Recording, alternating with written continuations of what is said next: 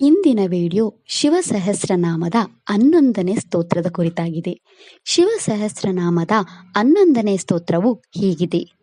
ದಶಬಾಹುಸ್ತ್ವ ನಿಮಿಷೋ ನೀಲಕಂಠ ಉಮಾಪತಿ ವಿಶ್ವರೂಪೋ ಸ್ವಯಂ ಶ್ರೇಷ್ಠೋ ಬಲವೀರೋ ಬಲೋ ಗಣಃ.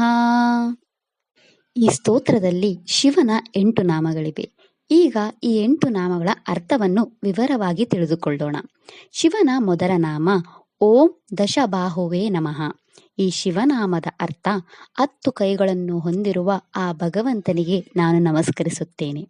ಶಿವನ ಎರಡನೇ ನಾಮ ಓಂ ಅನಿಮೀಷಾಯ ನಮಃ. ಈ ಶಿವನಾಮದ ಅರ್ಥ ಕಣ್ಣು ಮಿಟುಕಿಸದ ಆ ಭಗವಂತನಿಗೆ ನಾನು ನಮಸ್ಕರಿಸುತ್ತೇನೆ. ಶಿವನ ಮೂರನೇ ನಾಮ ಓಂ ನೀಲಕಂಠಾಯ ನಮಃ.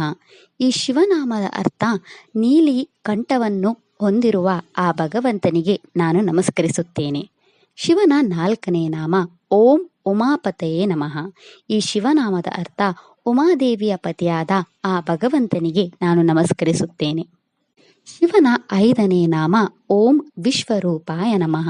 ಈ ಶಿವನಾಮದ ಅರ್ಥ ಎಲ್ಲ ರೂಪಗಳನ್ನು ಹೊಂದಿರುವ ಆ ಭಗವಂತನಿಗೆ ನಾನು ನಮಸ್ಕರಿಸುತ್ತೇನೆ. ಶಿವನ 6ನೇ ನಾಮ ಓಂ ಸ್ವಯಂ ಶ್ರೇಷ್ಠಾಯ ನಮಃ.